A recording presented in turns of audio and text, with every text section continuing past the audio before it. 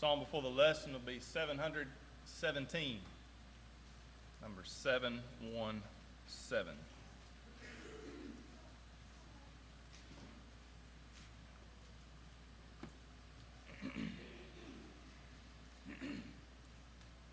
Let's sing.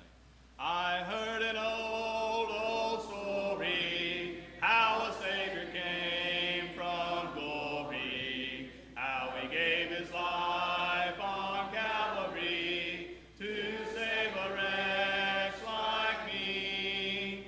I heard about his groaning, of his precious blood's atoning. Then I repented of my sins and won the victory.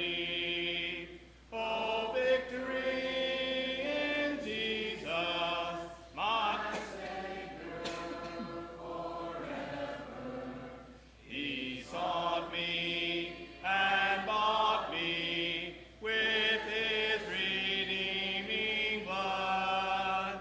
He loved me ere I knew him, and all my love is to him. He plunged me to victory beneath the cleansing flood.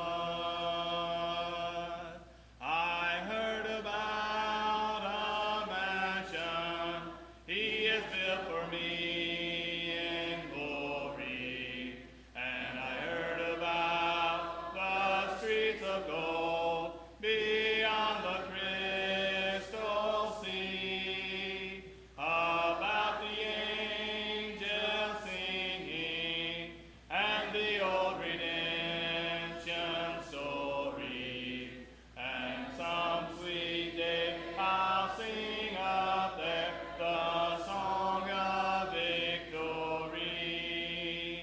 Oh, victory in Jesus, my Savior forever.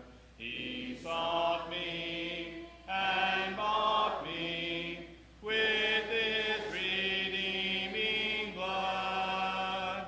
He loved me ere I knew him, and all my love is to him. He plunged me to victory beneath the cleansing flood.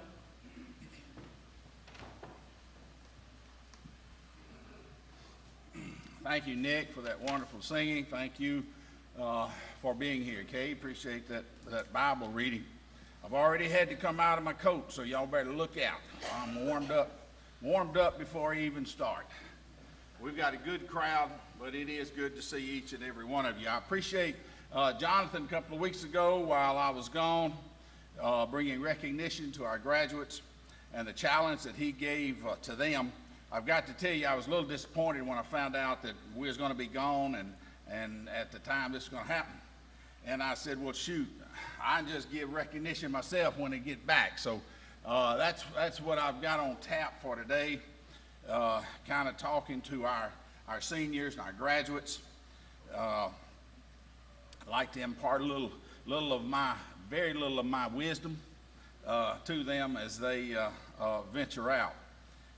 So anyway, if those of our seniors not here, we've got a YouTube presentation that they can tune in there and look and see. So as was read, the Bible specifically instructs us in Romans 13:7 to give honor to whom honor is due. And this is proper, that we recognize our family members, any of our family members who have accomplished something and within their personal lives, certainly within the school, and that's what we're going to do. We rejoice with these seniors and even college graduates as they move on to another stage in their life. So this morning I'd like to frame my lesson with our young folks in mind, but now I want all of us others to listen too, because I think these same principles will apply to you and can certainly help you as you move forward. Our graduates this year, high school graduates, Brady Hood. Brady's not able to be with us today, but Brady is a very popular person there at school and a recipient of several awards. Brady will attend ICC and consideration given towards becoming an RN and maybe later a nurse practitioner. I know I was a sophomore in college before I really figured out what I was going to do. So you know, these young folks got plenty of time to really decide. Next, Gracie Kelly. Now, Gracie graduated with honors as member of the National Honor Society. And if y'all saw her picture there on it's either Facebook or group, I'm not sure. She had all them yellow cords, you know, draped around her. And see, folks, that's what that means. It means highest honors. I didn't have one of them yellow cords, draped around me, but Gracie did. And Gracie was also a member of the honor choir. Now, if y'all didn't know it, she participated. She had a solo over in Fulton at the Veterans Day Memorial. And then not long ago, Jonathan told me that he went in some program or something being held there at Dorsey, and who was singing a solo other than our own Gracie. All right, so you know, Gracie really set the woods on fire over there, and what we have to do too is congratulate her on the fact that she is already on the Indian recruitment team, which means she'll represent ICC to prospective students. So we congratulate Gracie on a great high school career and send her off to college the best we can. All right, Ty, what can we say about Ty? There's nothing more patriotic than joining the Army, joining the National Guard. I mean, he, though, of course, recipient of several awards, was captain of the golf team for several years. And so, you know, just a great young man, and he'll attend basic training sometime this fall, and probably enter ICC after he gets back. And we also have Dakota Taylor, who will be attending ICC this next fall. College graduates, Lexi graduated this past semester. She's already started Mississippi State. What am I? Not Lexi. Lexi's a graduate of ICC, and she'll continue her education at ICC in the nurses program, pursuing a bachelor's degree after that, and she hopes to become a traveling nurse. And I can see Lexi in a traveling nurse. All right, that's a position that she should really pray about and work for and fight for, because I think she would certainly love doing that. Now, Libba was one I had in my mind when I said Lexi. Libba graduated this last semester, and she's at State now. But, you know, she's going to have to really, really watch out, because this next semester, Rager's going to show up over there. And so Rager's going to be keeping an eye on her for us. And so I know they'll have a lot of fun over there at State, study too. And of course, Erin Wall, graduate of Northeast. I'm not going to say anything about Erin other than on October 13th, she'll become Mrs. Luke Goff. How's that sound, Luke? Mrs. Luke Goff. Sounds pretty good to me. And then Miranda Owens received her master's degree, and I know the work that it takes to receive an advanced degree like that, so we should always show Miranda how much we're proud of her in doing that. And then I know all of you have looked at your group meets, you looked at Facebook to see all of our other young people, okay, who have received all types of awards this year at school, and so we certainly recognize them. But graduates, while all of you are very excited about what you're fixing to do and where you're fixing to go, all of these new adventures in life, there are certain ones in your family who are not quite ready to let you go, namely your mom and dad. Your mom and dad will have anxiety about what's fixing to happen. And that's just natural, you leaving home. You'll have to take on more responsibility for yourself. You'll have to make many more decisions on your own. You won't be able to depend on mom and dad a lot. I've got to tell you, though, I believe you're a lot more ready for this next step than your mom and dad's ready for their next step. All right? So let me suggest to you that you cut them a little slack. Mom may be a little more emotional, all right? Dad will be a little more reserved and quiet. So, just remember that, because this transition is not only for you, but it's for them as well. They've had a direct hand in getting you ready for this day. They knew this day would come sometime. But they've always been thinking about it as a long time in the future, all right? But now it's here. And they're being forced to think about it. So bear with them. Bear with them, because they too have to move through this process, which is a big step for them. Now it's up to you to take all of this information that you've been given over the course of your life and go out into the world, process it, filter it, and allow it to assist you in making a better world out there. You are the next generation. We're going to be counting on you to get the education to provide to us, to our country, to us as a people, those things that we need. Each of you inherits a very different world than what many of us inherited when we graduated. The world has become very, very violent. Really, our nation has become very violent within our nation. And it's a complex and dangerous world.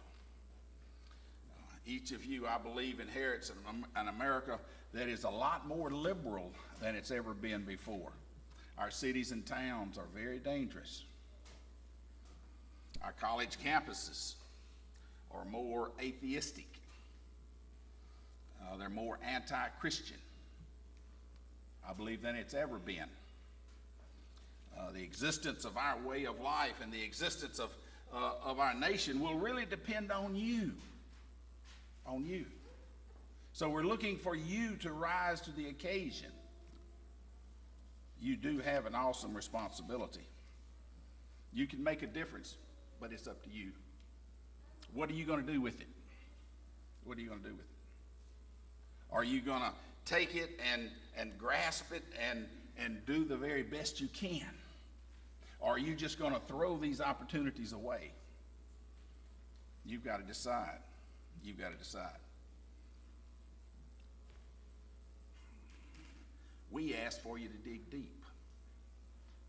Dig deep inside your soul. Represent yourself, represent your family, and represent the church well.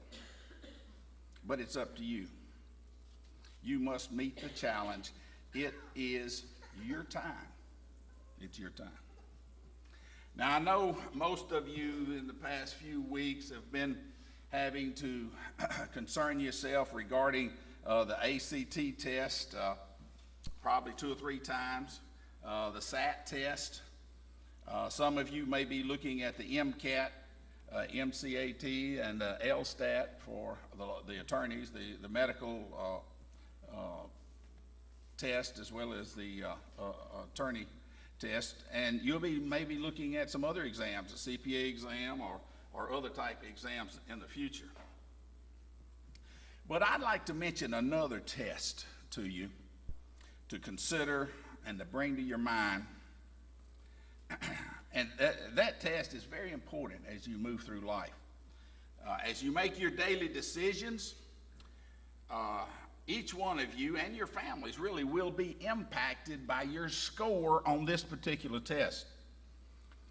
This test will follow you throughout your entire life. What you make on this test will determine what type of life you have, as a matter of fact. Your ability to cope, your happiness, your success. I suggest to you that the score, your score on this particular test, is more important than any score you will ever have on any other test that you will ever take. Now you're saying, what is this? I never know. What is this? This is your score on your SMA test. And your SMA score is one that you should pay particularly attention to. Now you say, what is this SMA test? Well, Daniel 1:7. We hear about this man called Daniel, and we find Daniel's three friends. All right? Daniel's three friends. Shadrach, Meshach, and Abednego. And in 3:13,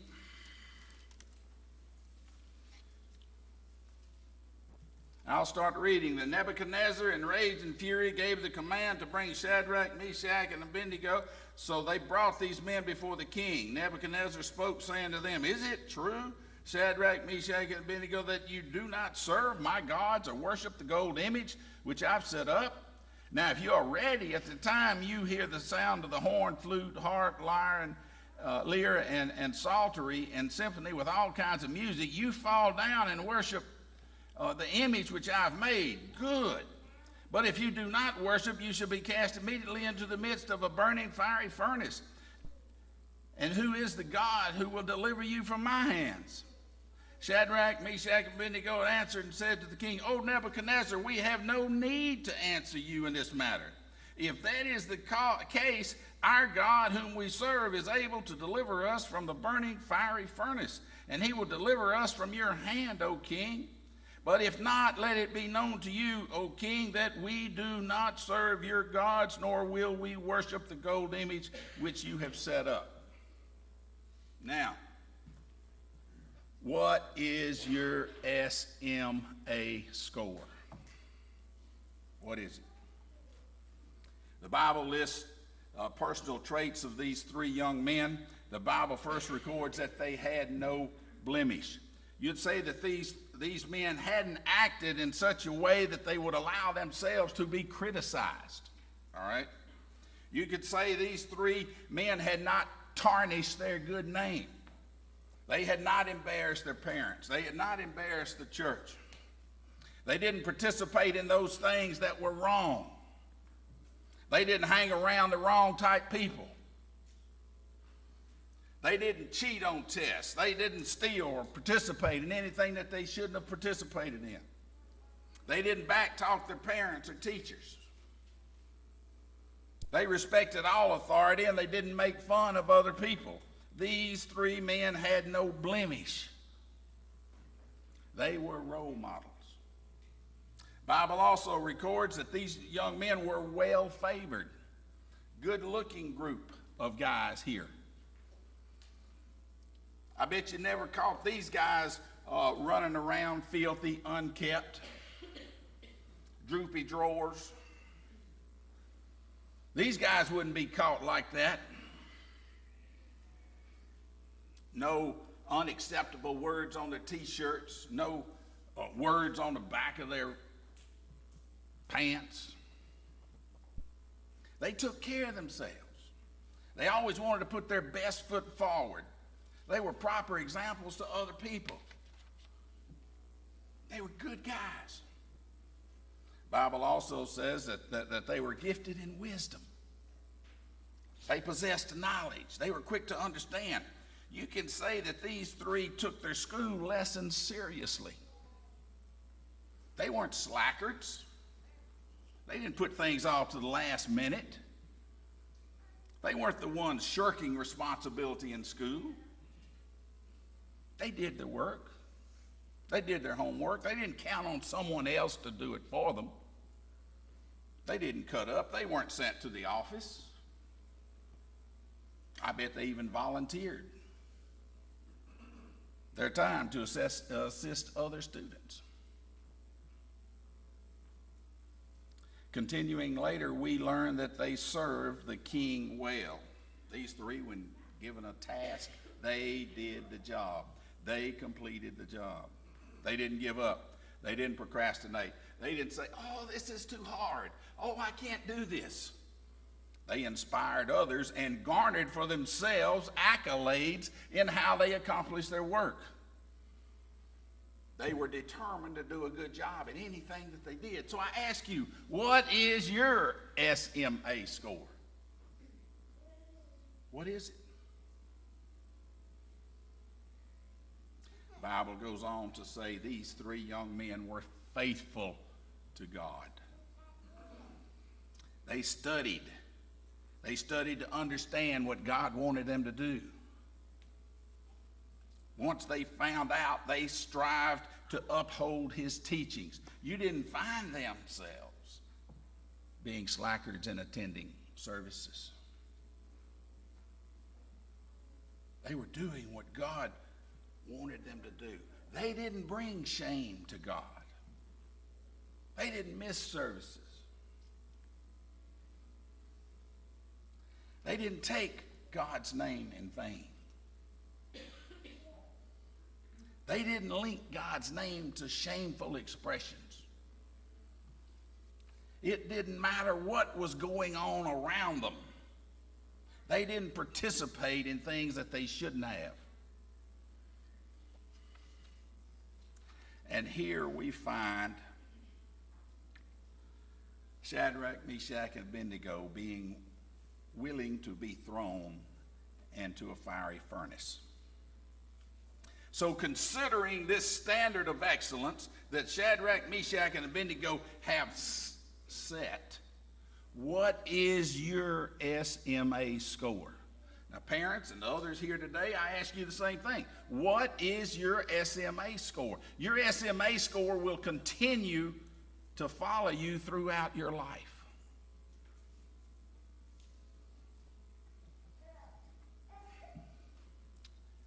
Young folks, in just a few weeks, you will be thrust into a situation where your own personal SMA score will determine a majority of your decisions. Up until now, Mom and Dad were saying, you know, you can't go there. No, I don't. I'd rather you not go over there. No, you know what? That's a bad thing. I just wish you wouldn't go there. Mom and Dad's kind of helped you, guided you with your decisions. Now, though, you're leaving home and you will be away from them and you will have to make your own decision. And your SMA score will determine the answer to that question.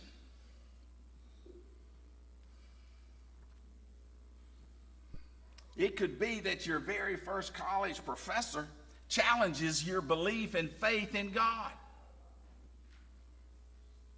What are you going to do? It could be that he ridicules you right in class. What are you going to do? Will your SMA score sustain you through this? What about an instance maybe in a study group?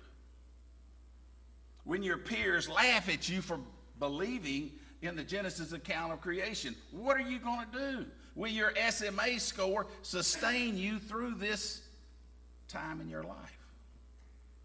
Will you be able to defend your belief and knowledge of God's Word?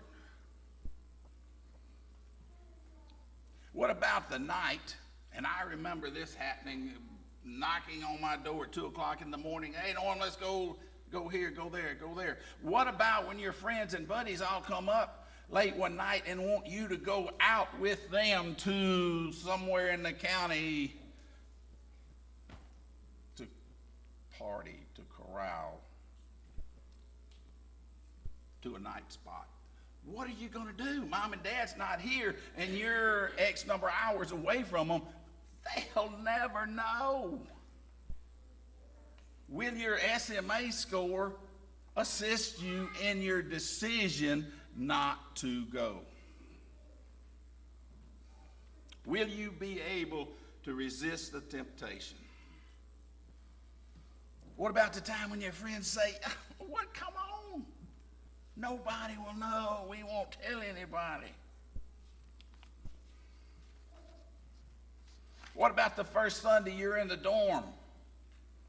Mom and Dad will never know. I'll sleep in this morning.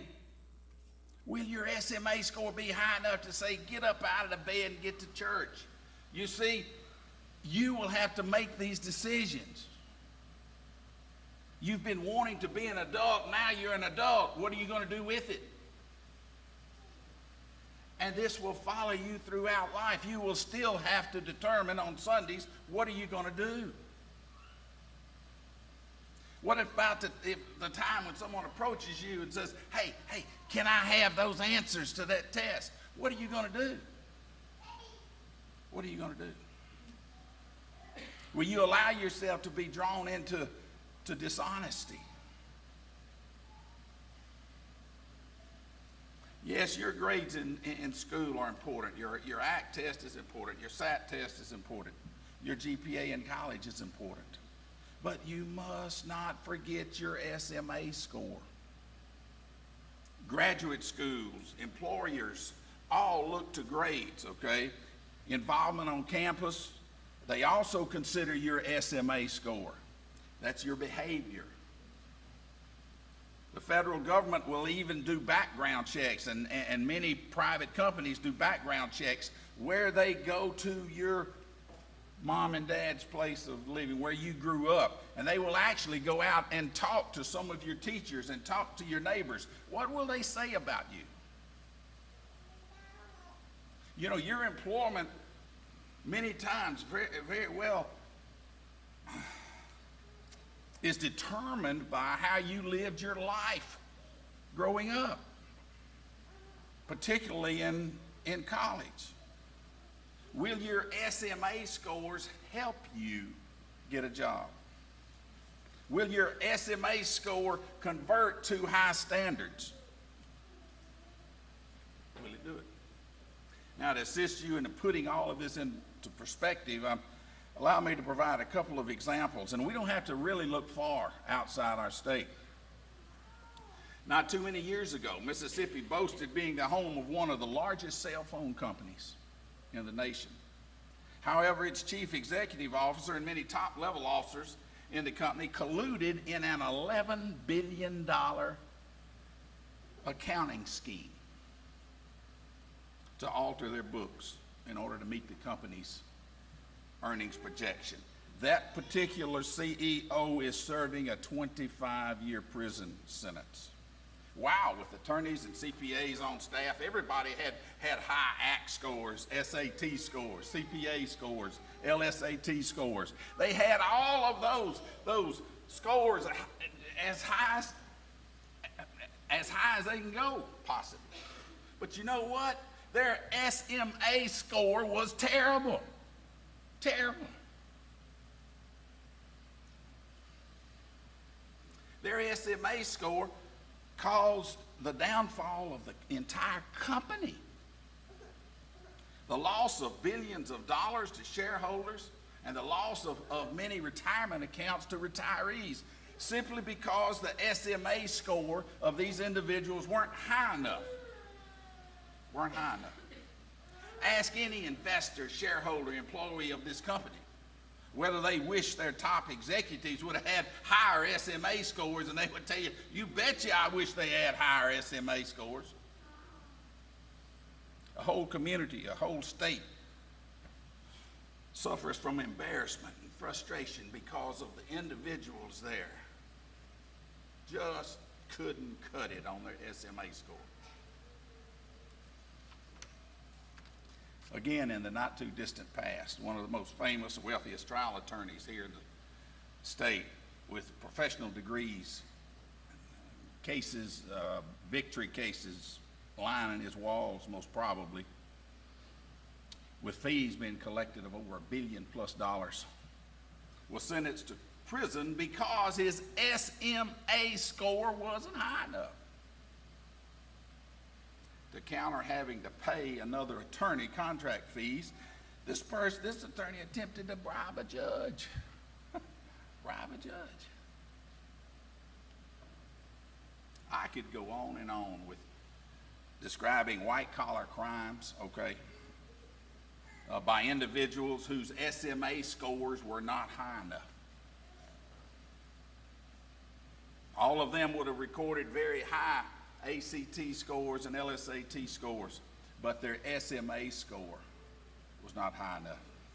Individual business owners, okay, with a keen sense of business acumen and making millions of dollars, but their low SMA score resulted in them losing their businesses and now cooling their heels in the state penitentiary. They've wounded and changed and destroyed their family, their friends, and everything they had because their SMA score was in the pits. Then we can't leave out the blue-collar workers, can we? And the middle-income families who attempt to raise their children in this dog-eat-dog world and provide them with every available option to help them, will provide and give to their children anything to assist them to succeed in this world. But on the other hand, they fail to provide instruction and knowledge and training to their children regarding their SMA score. Too many families think of providing everything to their children except their SMA training. Your SMA score will determine whether you are one who would be trustworthy, honest, hardworking, and possessing high ethical values. Your SMA score will determine whether you choose to be caring, loving, and possessing high moral values.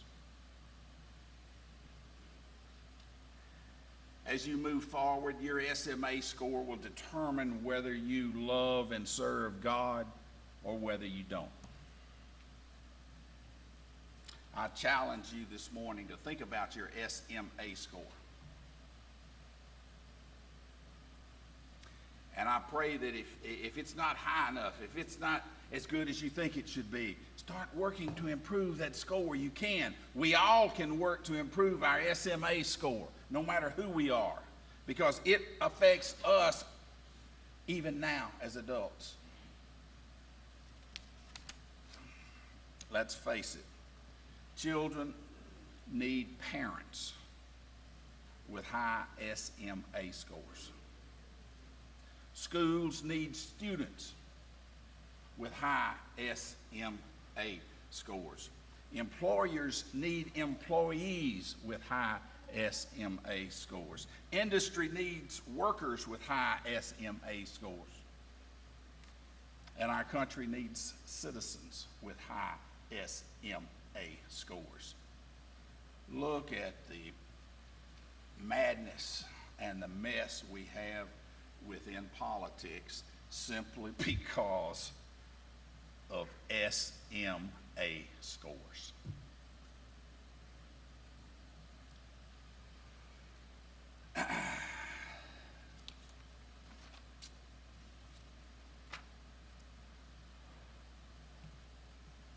In closing, I ask that we remember the words of King Solomon within Ecclesiastes, over in Ecclesiastes 12:13. In Ecclesiastes, Solomon has tried everything in the world to find happiness. He's tried everything. If he wanted something, he bought it. Doesn't matter what it was. He got it. He secured it. He secured it. He tried it all. And he said, all of it is folly. All of it means nothing. Means nothing. Basically, he says what means something is your SMA score. He says it like this: I have concluded that the whole duty of man, really the whole meaning of life, is to love God and obey his commandments. Solomon says the whole duty of man is to have a high SMA score. This morning, I ask about your obedience to God's word and him telling us just how important it is to become a member of the family of God. And we become a member of the family of God through baptism and immersion into a grave of water, so to speak. This afternoon, I'm going to go into more of that in our lesson. But I want to emphasize to you that Jesus himself said, go into all of the world baptizing. If you have not been baptized for the remission of your sins and have become a member of God's church, you can do that today. For any reason we can help you, let it be made known now while we stand and sing.